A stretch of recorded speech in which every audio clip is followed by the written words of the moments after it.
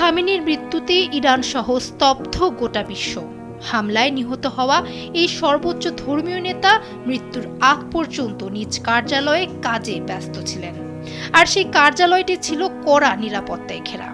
এরপরও ইসরায়েল ও যুক্তরাষ্ট্রের যৌথ হামলায় শেষ রক্ষা পেলেন না আয়াতুল্লাহ আলী খামেনি।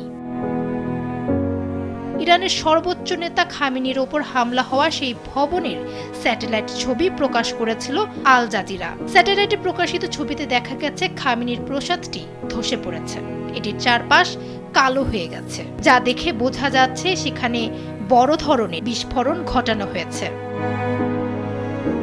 খামেনির মৃত্যুতে খামেনির ছবি হাতে নিয়ে কান্নাকাটি করছেন তার অনুসারীরা। সেই সঙ্গে ইরানের পবিত্র শহর মাশহাদে অবস্থিত অষ্টম শিয়া ইমাম রেজার মাজারে কালো পতাকা উত্তোলন করা হয়েছে। খামেনির হত্যার প্রতিক্রিয়ায় IRGC জানিয়েছে, এই বিশাল অপরাধের বিচার না করে ছেড়ে দেওয়া হবে না এবং এটি মুসলিম বিশ্বের ইতিহাসে এক নতুন অধ্যায়ের সূচনা করবে।